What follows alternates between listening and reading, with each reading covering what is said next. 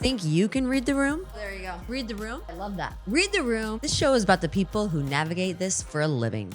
I got this. Designers, entrepreneurs, and creative minds who do it all day long. I'm Erin Haskell. Let's read the room. This is Sadie Lake with Sadie Lake Designs. Hello. Yes, she is an incredible interior designer. She is the NKBA KBIZ chapter president.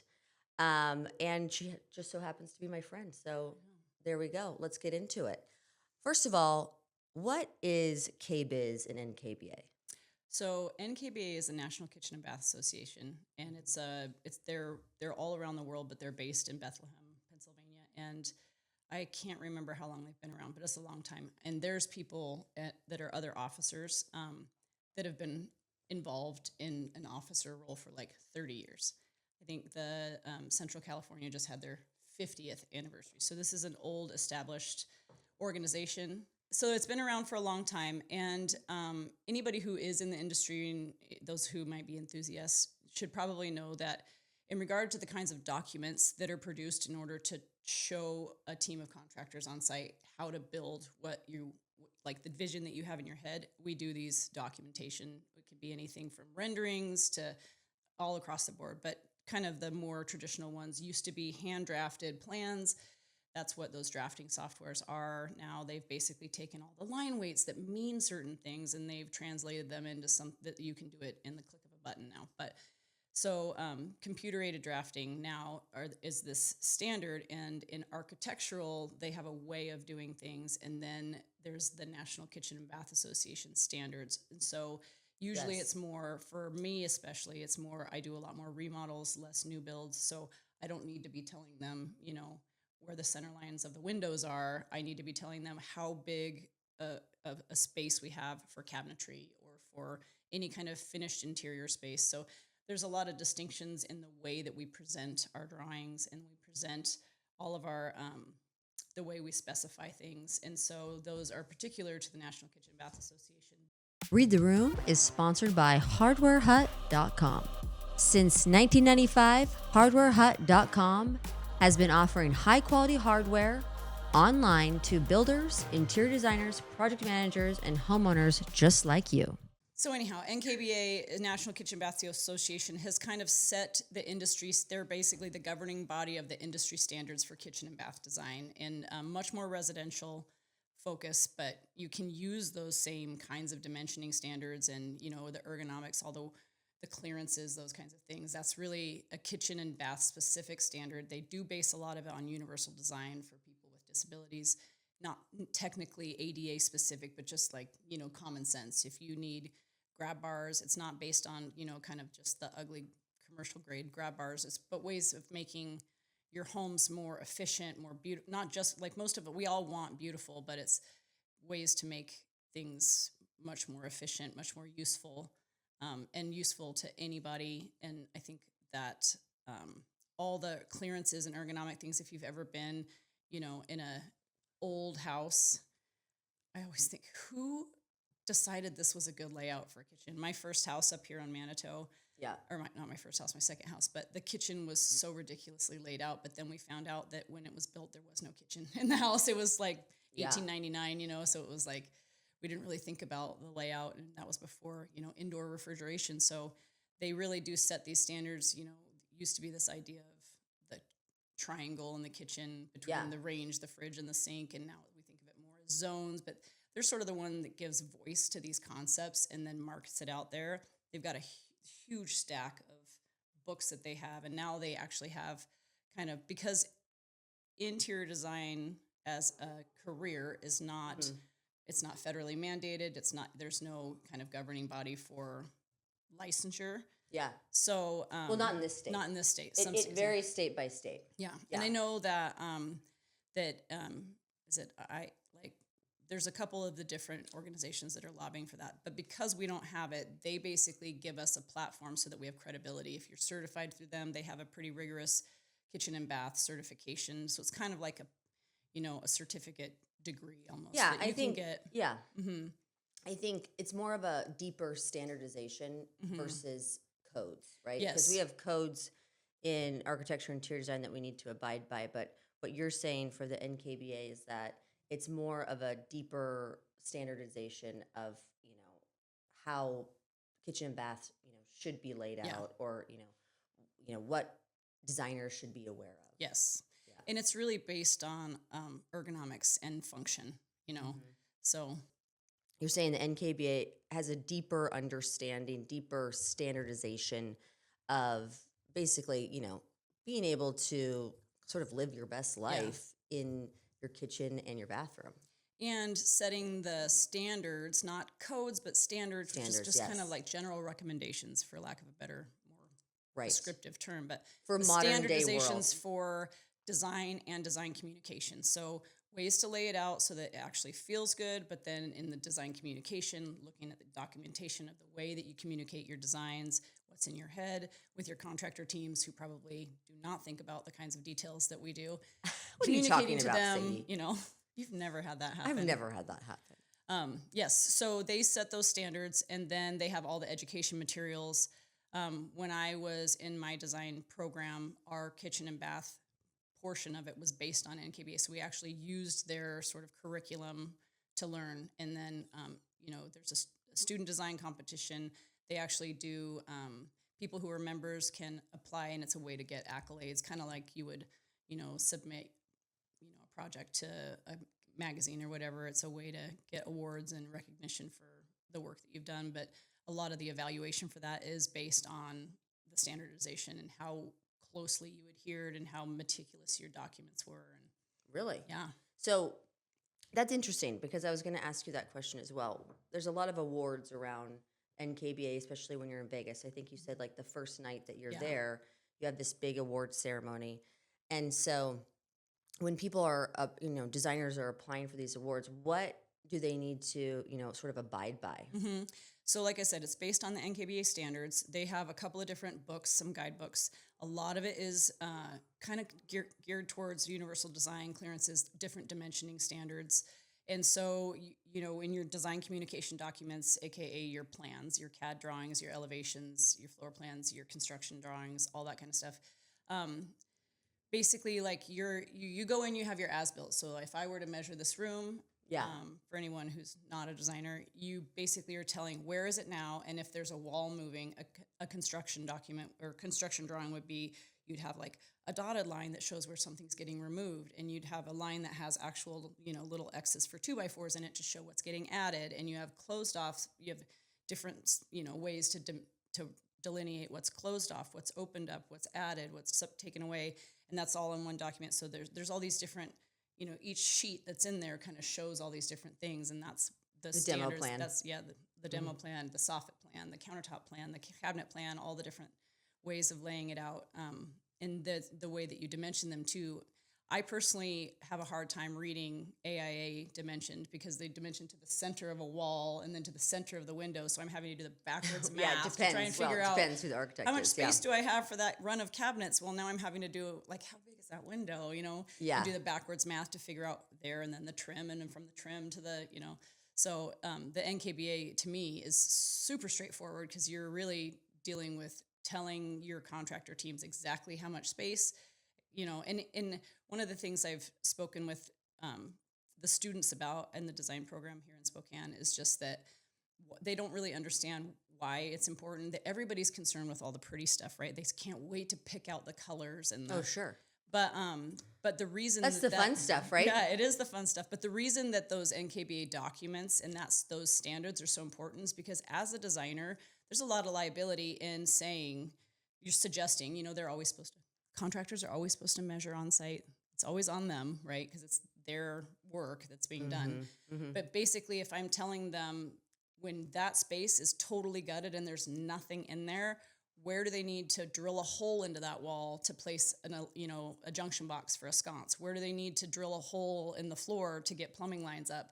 And if you're cutting into the structure of the building when there's nothing there, it doesn't matter to those plumbers if 4 months from now, when it's all done, it's going to look like this and it's going to have these pretty things. They need to know where to put those things. And if we're drawing those documents for them, the center lines of that, knowing how much clearance there is. I mean, I've made mistakes in cabinetry where 1 inch means I'm buying, $1,500 cabinet because I was off by a 1/4 inch with my measurements. So the precision in that is pretty important. And to be able to communicate that with your teams on site is pretty important. So that's basically what it was when it got started. And now, because so many of these huge companies that obviously sell to this sector of the market, whether it's plumbing or cabinets or surfaces, Yeah. then they come to KBIS, which is the Kitchen and Bath Industry Show. And because the NKBA puts on this event, now they've changed their branding because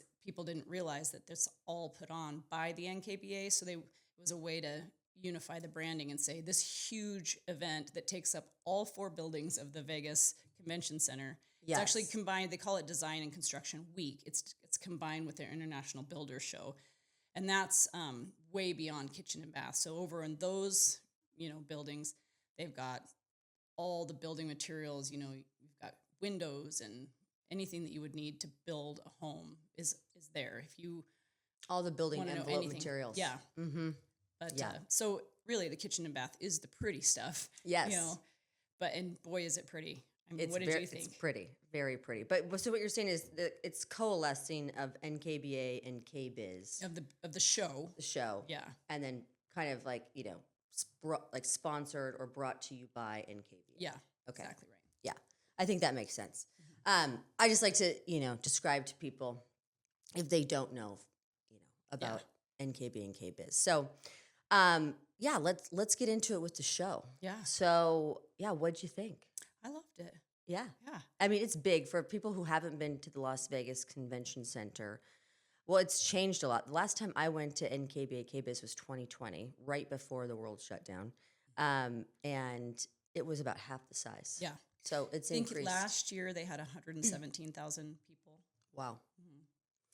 And I mean, I loved it so much because it's very realistic to our industry in the sense where you have your designers there and you have your contractors there and you have your suppliers there. And, that's how real life is. You're kind of all a team, or at least that's what you definitely should be, I think, to have the best results. So that's what I loved about it, because sometimes when you go to other industry events, like Sadie and I go to High Point, North Carolina, which is the largest furniture show. It's really just designers and, store buyers, like furniture store buyers. So, but this is so great because, all the industry is like coalescing. Yeah. It's like all the parts, because as you know, with construction, it's not just one person, right? It takes full teams. So that kind of, those representatives of the whole team is there.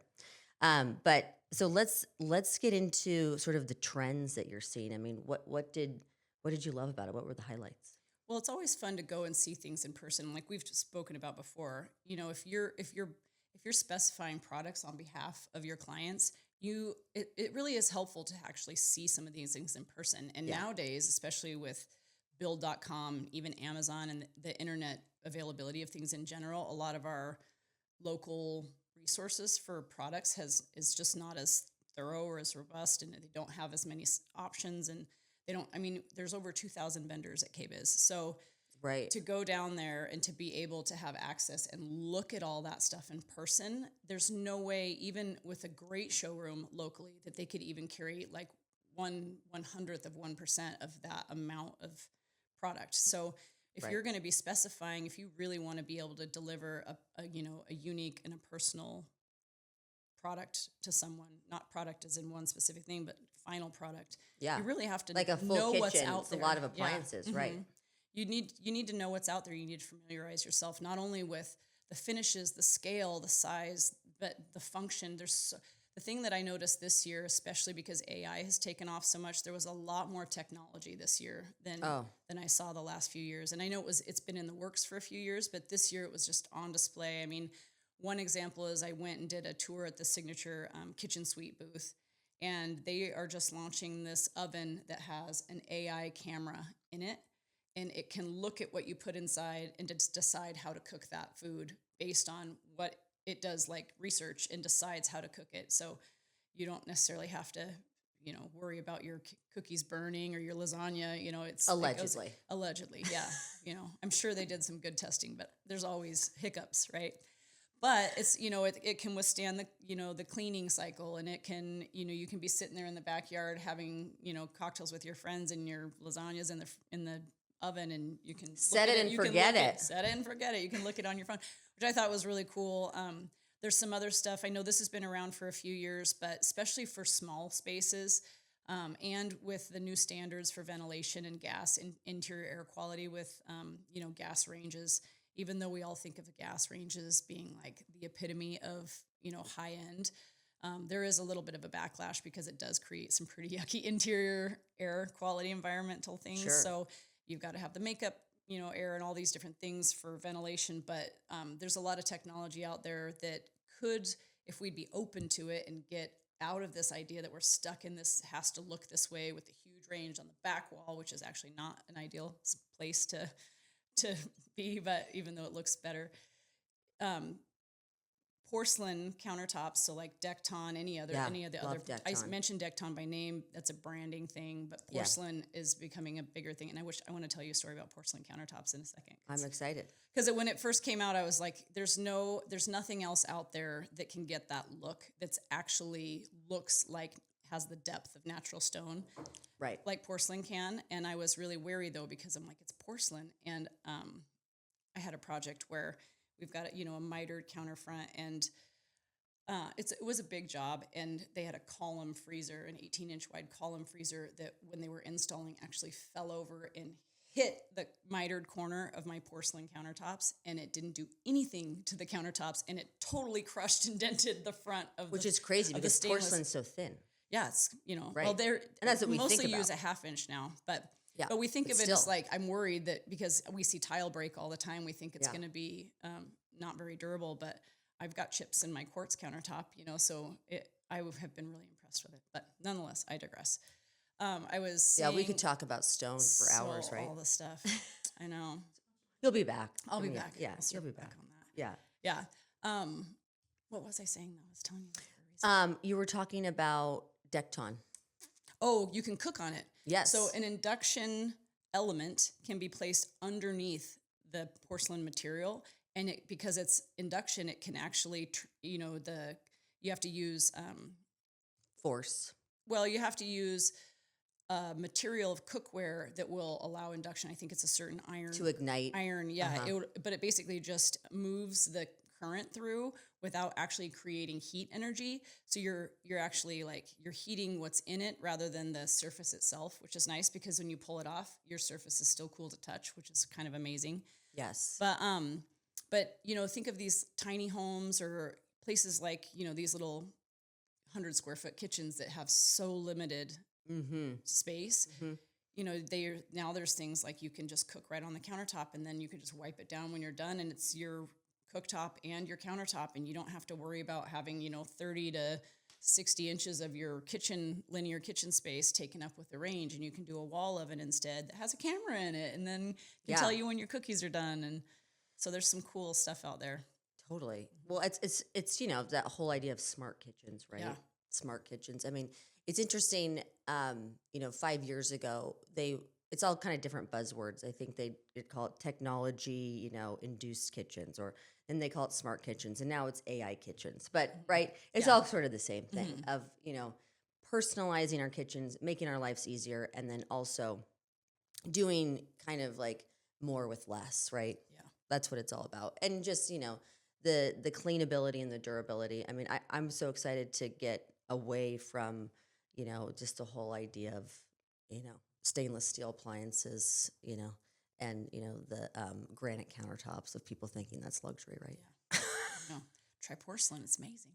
Right. Well, one of the things that you said just now, I think you said, it is really nice to be able to wipe it down and not have any kind of stuff where people, bacteria can dig in or whatever. But personalization is a word that you just used, and that was one of the other themes I saw a lot. Not just the options we were talking in the beginning about. Used to just be like, if you got this plumbing fixture that was how it came. And now you can combine different handles and you can combine different spouts. I have a video on my phone of in the Delta booth, they had like a little demo with water coming out, and it was 6 different shower heads, and they were all different sprays. And I know a lot of them now, you can turn the nozzle to get different sprays, but they even had, I think it was also at the Delta booth, they had a handheld for your shower that has a detangling head on it, so you can brush your hair with the shower head. Yeah. As it's spraying it's like a brush. water It's out of like a spray brush. Yeah, it's like a spray brush. So when you say, it used to just be, it was almost like we came to them and they gave us these options. They're like, here you go, pick from this. Sure. I think people just want so much more. We want them to come to us and ask, what do you want? And I think that they've done that. And now there's so many personalizations for what you're investing in for your home. Wellness is a huge thing this year. So I think a lot more people, because of COVID, or whether it's home prices having gone up so much, people are reinvesting in what they have. And maybe they can't get a bigger house, but they can get a heck of a lot cooler house. So you might not be able to gain square footage, but you can gain really cool technology and things that are personalized to you. So it's like making your home luxurious to you, even if you can't be in a mansion or whatever. Yeah. So that's kind of cool. Just really I just did a remodel on my mom's house, and I was starting to tell you this story before we started. She has always wanted steam, but she's lower income and has lived in this dated house for years. And she wanted a steam shower so bad that she duct taped plastic wrap and put a wallpaper remover in her shower so she could have steam. So when we did hold on. Let's step back. I'm sorry, what? I know. Say that again. She's a DIYer. Slower. She's one of those gals that if she goes to like Bed Bath & Beyond and sees something, she always is looking for how else you could use Bed it. Bath & Beyond, R.I.P. Mm-hmm. Yeah. I have no idea where they are now, but the point is, she would go and it's like, that desk, she'd be like, oh, but you could do this with it. And I think, well, why don't you just buy the thing that's made for the other thing you're trying to do with that? You don't need to multi-purpose every single thing you have. But so this is how my mom works, Creative right? gal. Yeah. Creative gal, limited resources, right? So she's doing what she can with what she has. Yeah. She duct tapes plastic around her shower, like a tarp around her shower. Okay, like from the ceiling. She got a wallpaper steamer, a remover, the little plastic thing. Yeah, okay, I'm with you. She just sits in there with her wallpaper steamer and steams up her shower. Resourceful, right? But I mean, this was like 15 years ago. Yeah. And so we just did a remodel in her house. And so we finally... Why didn't she get a clothing steamer? I don't think they were even like a thing then. I guess 15 years ago.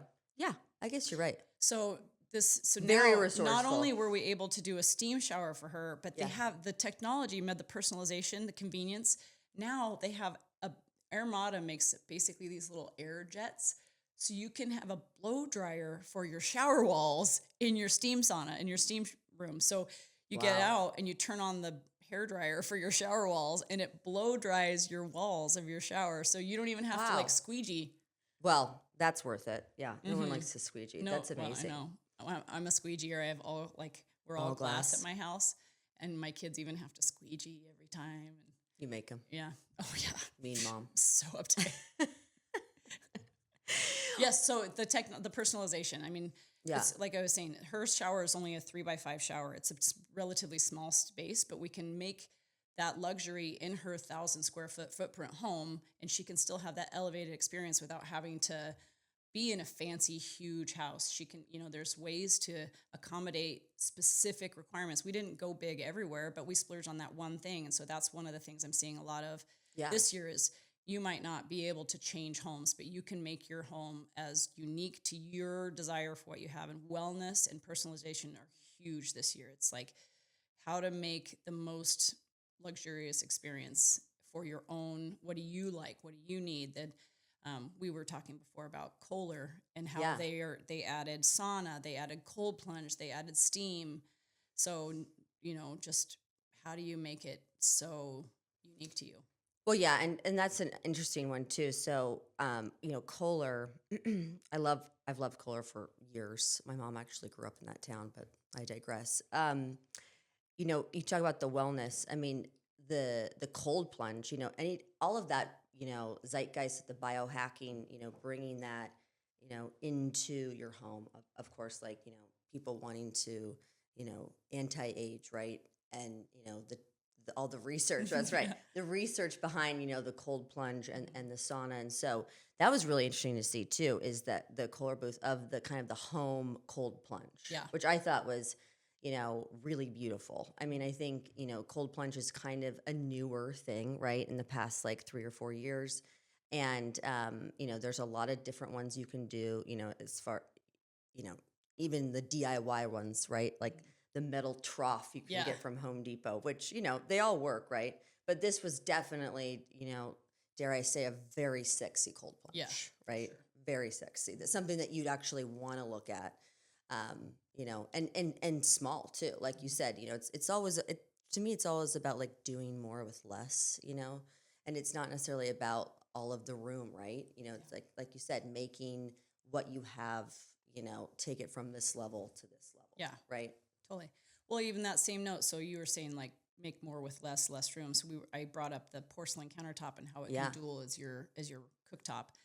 But one of the other things I saw that I thought was so fascinating was it was actually a Chinese company. I'm thinking the dishwasher. You're going to talk about the dishwasher. Yeah, it was like a sink, and on the side of the sink, like the old 80s or even way before that, those old stainless sinks that had the drain thing attached. So it was like it mounted on the countertop.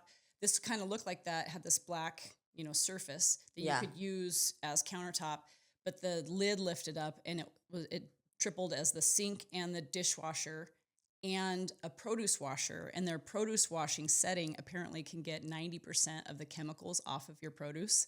Oh, that's huge. So so it's like, but it's at countertop level. And I thought, again, for my mom, if I wasn't looking for resale value down the road and needing a full-size dishwasher, that would have been brilliant because it's a small footprint. Yeah. I could have just done something like that. She hasn't used her dishwasher for like 20 years. When I was growing up, she never let us use it. We had to hand wash everything. So that's not her jam. But I thought that's such a cool concept for someone who maybe is, it's either a single person, a married couple that doesn't, fill up a whole dishwasher. I mean, you have to go through your whole set of dishes before there's even enough in there to run a load. So, just having like a personal sized dishwasher that's, if you've ever seen the interior of a drawer dishwasher, it was basically the capacity of that. Yes, I have drawer dishwashers. Yeah. Mm-hmm.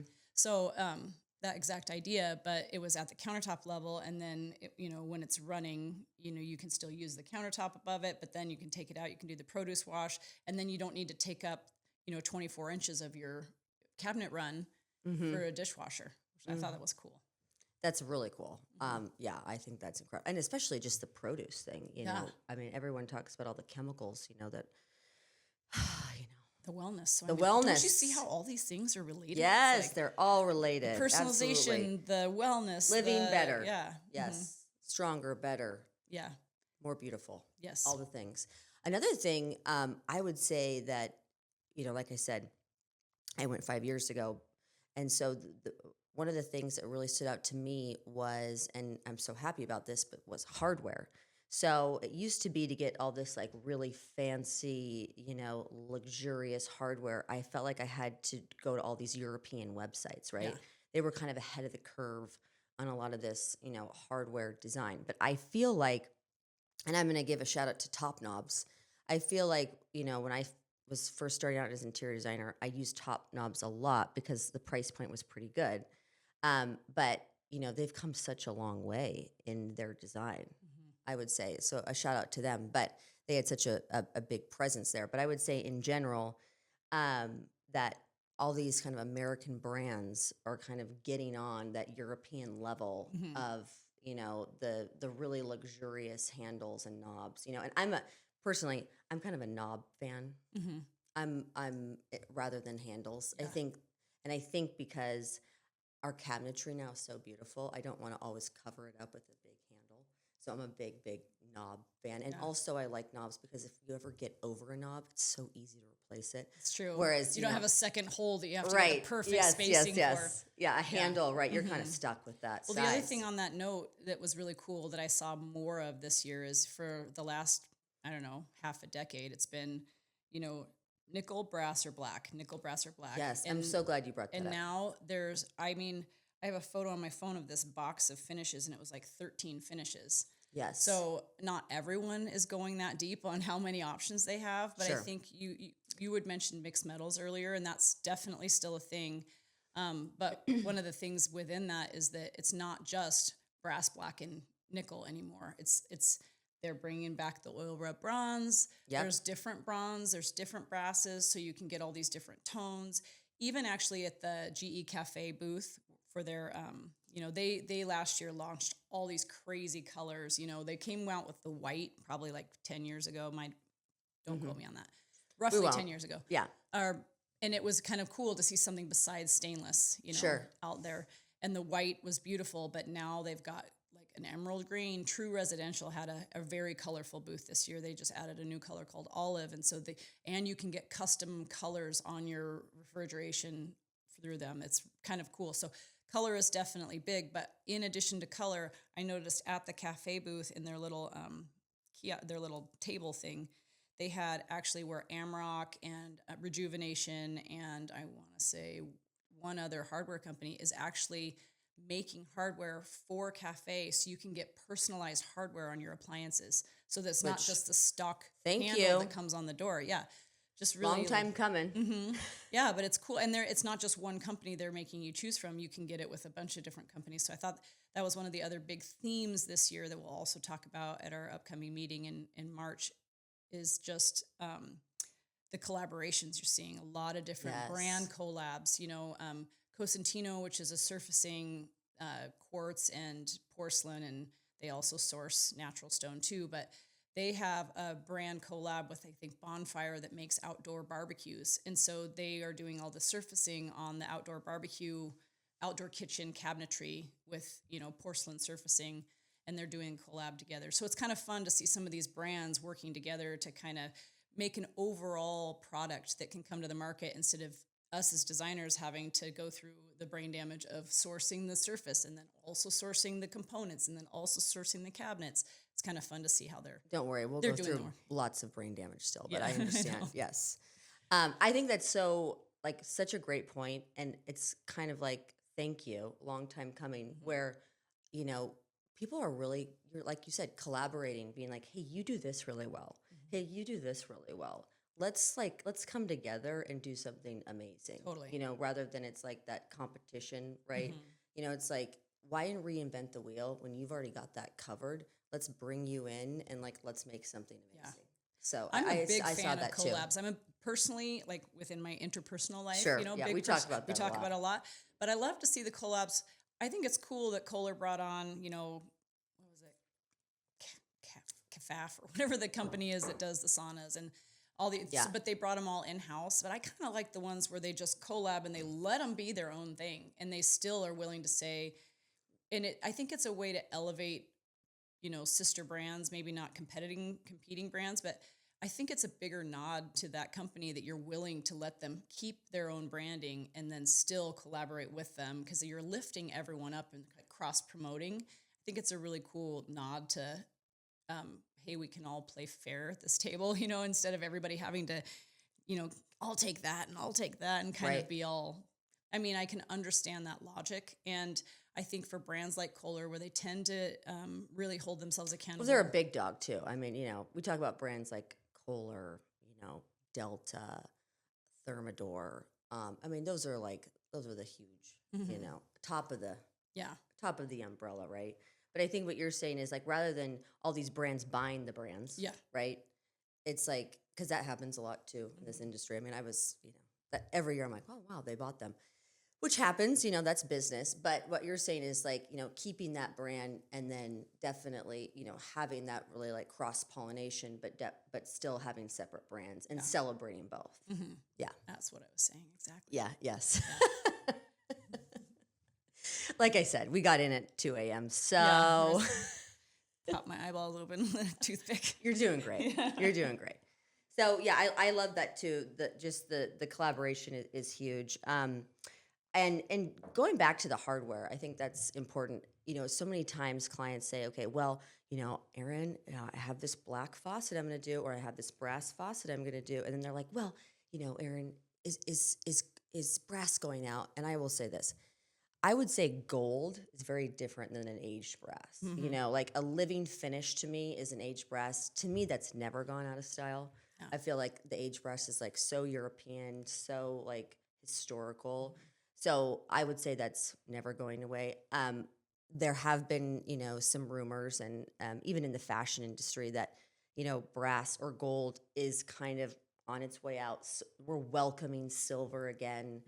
And I would say, to your point, mix metals. There's Yeah. so many people who are afraid to mix metals, and I don't really understand it. Well, the you other know? thing I think that a lot of people do, I know it's easy as a homeowner, you're investing in this, you don't want it to look mismatched, to go into this, to buy into the erroneous concept that even when you do mix metals, that even if you have like say 3, that they have to match perfectly. Yes. Because I think that the more they don't, I mean, they have to at least complement each other and look good, but if they match so perfectly, it almost lands a little flat. If I'm Yeah, honest, I feel like totally. you kind of lose a little bit of the richness of the design if everything is so perfectly matched. I mean, if you look even at fashion as an example, you brought up fashion, you know, kind of having that one little outlier element actually leads to a lot more interest in making something look unique and cool. So I think when everything is perfectly dialed, it tends to feel a little deflated. Yes. So I actually like the mix match. My best friend has different resources than the rest of us, and she's got this beautiful home in Mexico. And I was standing in her kitchen noticing that there's all different finishes all over in this really really high budget house. That you've got, I know there's Rocky Mountain. Rocky Mountain has a lot of hardware that isn't necessarily your standard brass. They're cast, they're solid bronze. So they don't have the polished finishes the way a lot of like the other industries there. They've got, whatever the base material is, and they just put a coating on it. That's not how theirs are. But it's like the plumbing fixture and then the light fixture and the metals in the room, they're all different ones, but it's the overall feel is this very curated, rich, layered sense. Whereas when it's like everything is just black and brass, or even just all nickel or nickel and brass, I think sometimes we can get so worried and so caught up in having everything be perfect that we actually lose the depth. Yes. Yeah. And especially, it's all about the texture. Yeah. I think people are always like, well, what? I'm like, it's all about the texture. Like texture, I've been saying for years, texture is the new color, right? And so, but yeah, I always like tell everyone, just take it back a little bit and be okay with mixing the metals, you know. And what I saw there that I love is, there was these faucets where, the middle part was black and then the bottom part was like a titanium and then the top part was like a true age brass, So that was like, I loved that because that's just like really showing, hey, it's okay. And then some of the handles, like the back plate was black, and then like the actual handle itself was like a graphite, So, it's like saying, hey, like let's make this okay, right? And like to your said, it just brings so much more depth. Well, one of the things that you had mentioned was how your clients ask you these things. Yes. Oh, So your client asks you, and really the reason they're asking us those kinds of questions is because they want to make sure that it's an enduring investment, right? They don't want to just spend money and have next year it look stupid. Right. 2 things I want to say about that. First is that it used to be that a style was almost an entire decade. So that's why we can look back and say, oh, that's mid-century and that's super 80s. 70s or super 80s or whatever. Because we didn't have the technology that we have. We didn't have the sharing of images. So information, it took a long time for these things to happen. And even now, for as fast as the internet moves, social media, people share their designs. So you're seeing all this inspiration. And, we all collect these inspirations. I think really what we do, we're not truly unique. We're like synthesizers. So we take ideas and we go, oh, I love that, but I'd rather do it this way. And we're constantly like taking the needs of our clients and then taking what we have seen out there and distilling kind of these bits and pieces that turn what we deliver to them into something truly unique, but it's not wholly original because we got the idea from nothing's somewhere. Original, right? Right. And my husband pointed out, he's like, nobody wants anything original because the first time something's new, it's weird. No one likes it. It takes people to see things a bunch of times. He always says people just want their friends to think their shit's cool.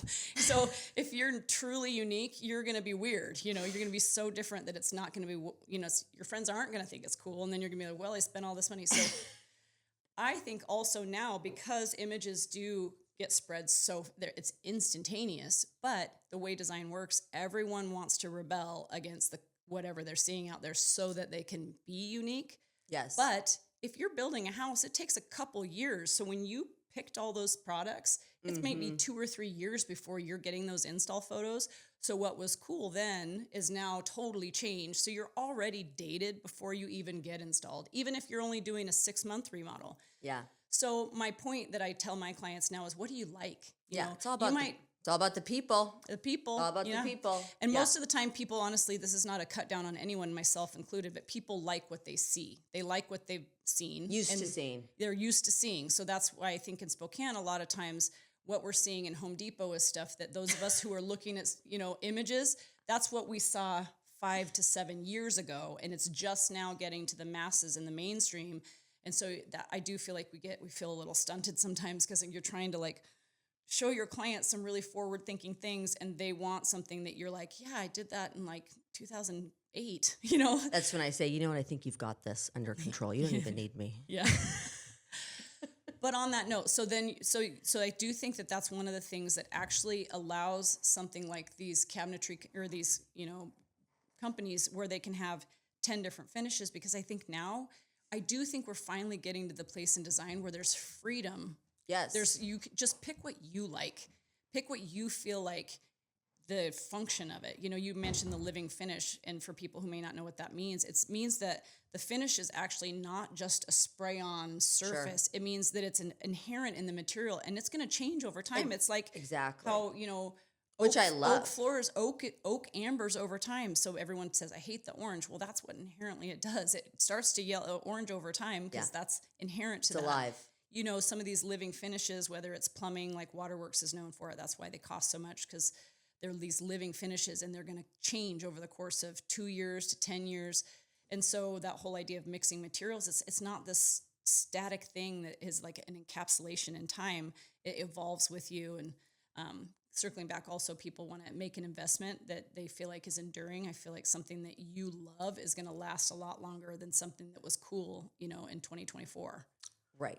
Yeah. I mean, I think that's the biggest thing. And I think that's the talent truly of designers, of, taking what you see, the images, and applying to not only your design, but also like what the people who you're designing for, like what they value. Mm-hmm. Right. I mean, I think that is like the pure wizardry of like what we do, and the pure talent, I think, of like being able to see an image and, focusing on that image of whatever that may be, and getting that spark of an idea and then applying to something that may have nothing to do with that design element. But you think about, oh, you know what? I love that finish. I'm going to try that somewhere else. Totally. That's, I mean, I think that's the true talent of a designer, because you're right. It's all been done at some point or another, but it's like making it, uniquely yours, for sure. Another thing that I want to dive into is toilets. Yeah, so many. Oh my God. So many toilets. I mean, here, let's take him off. But another thing I want to dive into is toilets. So many toilets. So many. And colorful toilets. Yeah. I mean, I knew the black toilet would come back at some point, and it kind of did a few years ago, but I feel like it's even better now. To your point, it's not that glossy black anymore. It's like that matte black toilet, which I thought was really cool. And then they're all that, bidet. Yeah. I mean, so many bidets. Mm-hmm. People are really into. I don't. My husband really wants one. Yeah. Yeah. Maybe we just have the toilet. Maybe for seat Christmas. one. Is that appropriate? I don't know. You know what's the best part, honestly, is not the cleaning your bun spray. It's the fact that the toilet seat is warm. Yes. That is pretty great. It is great. It is great. Well, and there's so many. I mean, Toto, I felt like they were the pioneer, right? Sure. Of the washlet, right? Yes. And I think that's their word, like we said.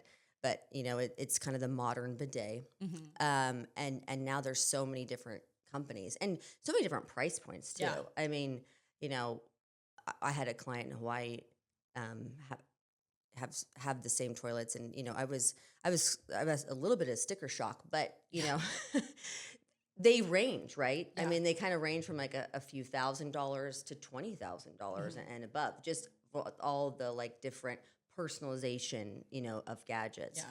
And now you can, even get, I forget what they're called, but they're like, you don't have to get the whole bidet, but like you can kind of like get a certain type of functionality that you can apply to like your regular toilet to have those same kind of that's like what I was saying. I've got the seat. Yes. And so it's nice. So, and that's one of the things, you know, when I was in design school, we talked about how even when you're doing a new build or just a remodel, always make sure that you put an outlet next to the toilets now, because they require very power. True. Yeah. Good. So, Sadie. and as people get older and they might have mobility issues, not only is that nice for hygiene, but it's great for mobility issues. People maybe can't reach back there, or they can't clean themselves as well. So that's kind of nice. And then, you know, if you look at I'm not a germaphobe, but for people who are, those toilets, you walk into the space and they're motion sensing and the lid goes up. So you don't even have to touch the lid. And you know, all these, it's kind of nice that there's all this technology that we're really solving around some of these limitations that used to be kind of make it gross. I mean, I think there's so many options. The other thing that they do that is amazing that most people don't realize is they actually spray the bowl before you use them so stuff doesn't stick to it, and then they stay cleaner longer. Like, I noticed my toilet, I don't even feel like my cleaning lady comes today, but I'm like, well, it's not even that dirty. You know, there used to be stuff left behind, especially in my daughter's bathroom. So that's kind of nice. Yes, that is nice. Keeps it cleaner longer. Yes, but you know, I've never thought about just a black toilet, but now I kind of think they're sexy. Oh, yeah, the matte black bowl. Anyone is going to have the black toilet, it's going to be you. Actually, you know what? Connor at Hajoka is a plumbing wholesale distributor here in Spokane, but they do have a beautiful they updated it's not a big showroom, but it's a nice showroom, and they have a black toilet in their little bathroom that they just redid. So if you want to go check it out and sit on it and use it. Mm-hmm. Really? I think that I can't remember if they did the Kohler one, but yeah. Yeah.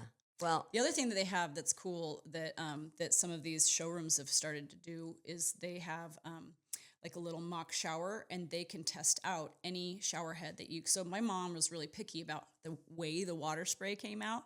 So I took her in there and we looked at all these different shower heads so she could pick out the one that she thought that she would like the spray of the best. That's Have you a ever been great to a idea. hotel that had like super limp water or super hard, and you're like, God, I feel like I'm getting needled in my back, and not like good acupuncture needles, but like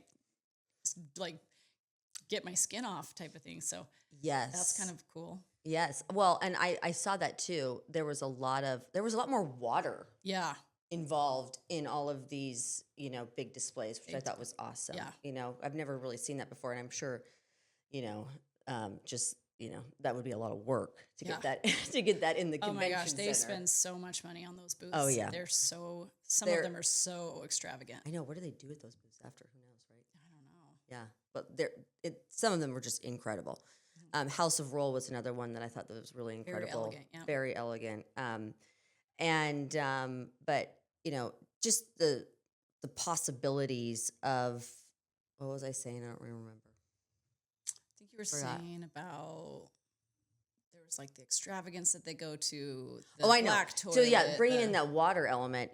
What I loved so much is I saw the water pressure from all these amazing, amazing shower heads. You know, so that was awesome to see, and I feel like more showrooms should do that. Now, I'm sure it's a little pricey. Yeah. And, you know, it's not the easiest thing to do, but it's so important. Yeah. I totally agree with that. Because, you know, a lot of times as designers, you know, we specify based on the client's, you know, needs and wants. But at the end of the day, also, I don't really know, you know, what the water pressure is like, to be honest. You look at the ratings and you're like, well, that shape works with my design, but 2 stars. Yeah. That might not be so great. Yes. And who are these 2-star people? You know, maybe they hate everything. So there's that too. But yeah, so that was really helpful. A lot more showrooms should do that. Yeah. You know, but I also get the logistics behind that. So well, and just to plug to just the local community, I think there are a ton of DIY people, a lot of super savvy consumers with the advent of the home network or whatever the network is that people watch all those shows on. Sure. You know, it's really easy to think that this is such an easy thing. You just, you know, you source these things or whatever. But we go to these kinds of shows to get exposure, to be able to bring you such a wider range than you get as just a consumer, both with furnishings and with these kinds of materials, plumbing, all sorts of design materials, right? and you can go walk through showrooms yourself, but really I do feel like this is basically our version of continuing education. And so Totally. you can watch a show. It's kind of like you can read a book, but you don't know how to do the thing really until you do it. And so for someone who has experience actually doing home remodeling or designing or sourcing, I do think it's really easy to erroneously think that as a homeowner, just because you own a house means that you are going to maybe do the best job of sourcing for your project. And I think that it's like we when we go to market, we talk to people in different regions of the country, and it's like even there's a lot more acceptability of design in the. Are you plugging to hire an interior designer right now? I'm plugging that design is not as straightforward as watching a show and then assuming that budget that they show is correct. Or that you know how many lawsuits there are about HGTV? Google it. Yeah.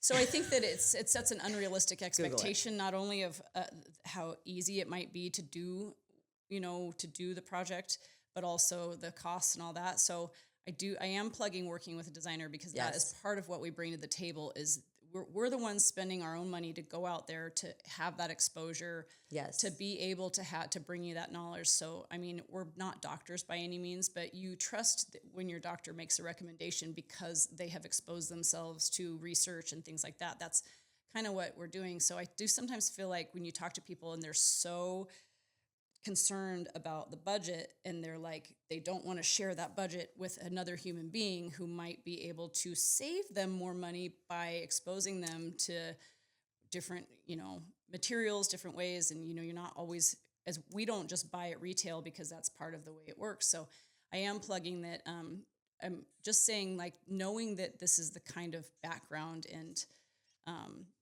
continuing ed, building so up important. your knowledge. That's what we're here for. We do obviously have to charge for it, but we want to be a resource for people. We don't just go out there to have all this in our brains. I actually have you my technically master's are in actually design. a master. Yeah. Mm-hmm. Yeah. Yes. So I still haven't paid my student loans, but no. I'm they're 25 years out of college and I'm still making my $104 a month payment. So that's the only reason. If I were to brag about anything, I brag about that only because it costs me so much money. Yeah. But you're amazing. No.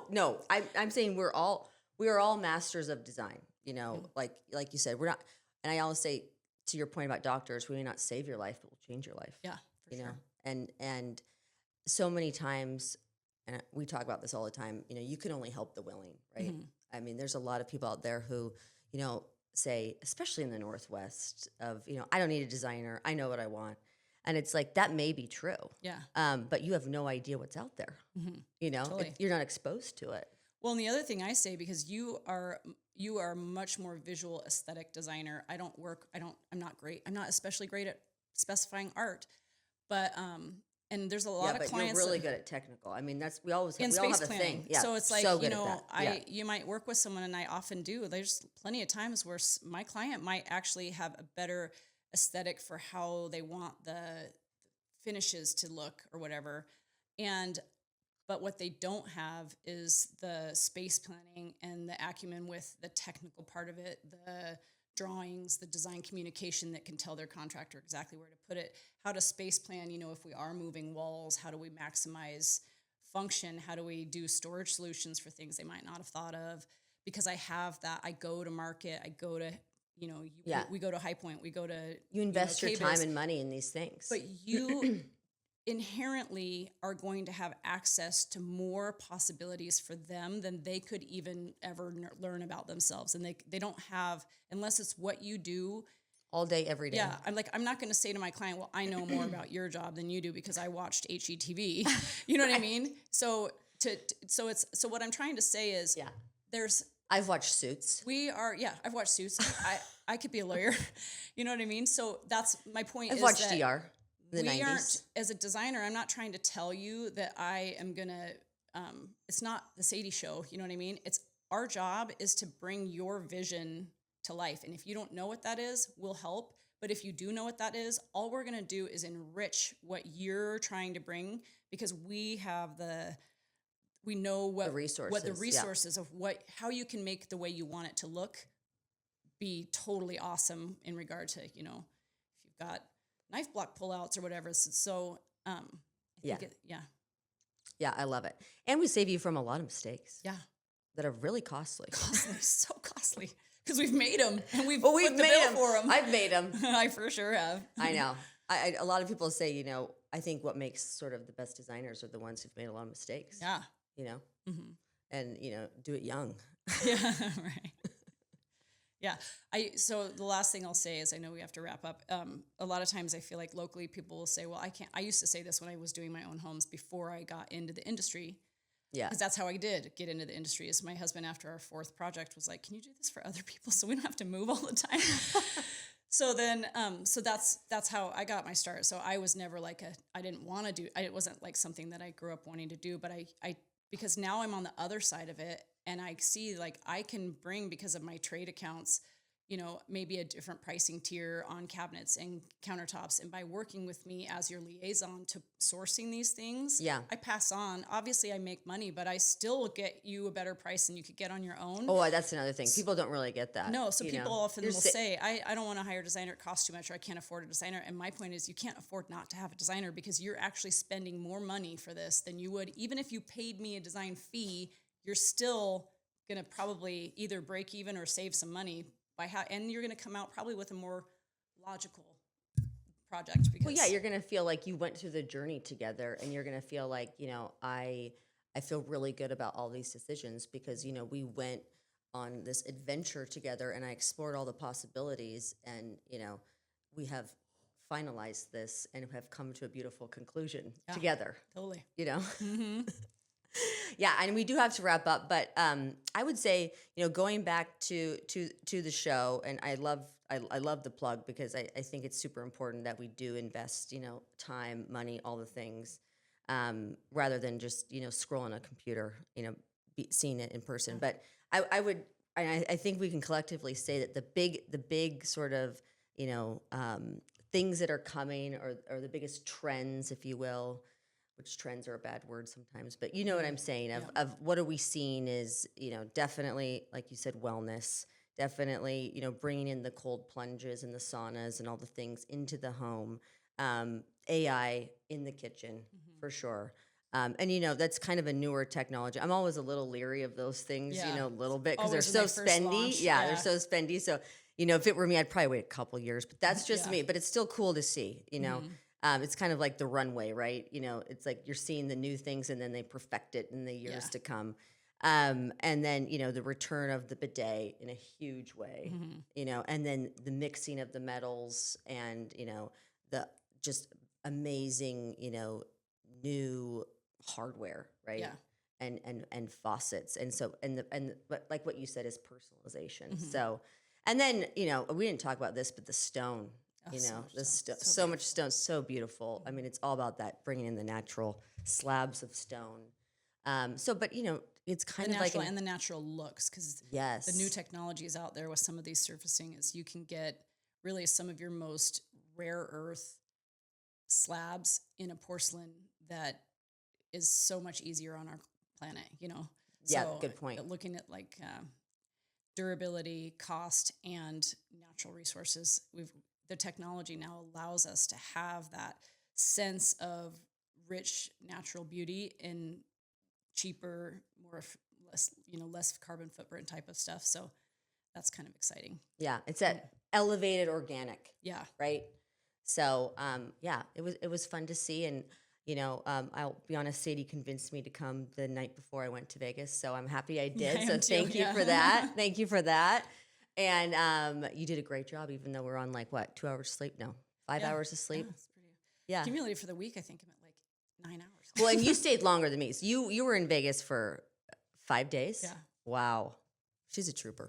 She's a trooper. And I will say this, you know, I've partied with Sadie, and that's the coolest thing about one of these things too, is I love the collaboration, and there's so many events, and she's a champion when it comes to the partying. I will say she took everything like a champ. Oh, I'm not. She was up at 6 a.m. like working. I'm like, wow. No. Yeah. No. But you take a lot of supplements and all this stuff. I need that wellness. I need. You're living it. You're living it. You're breathing it. Yes.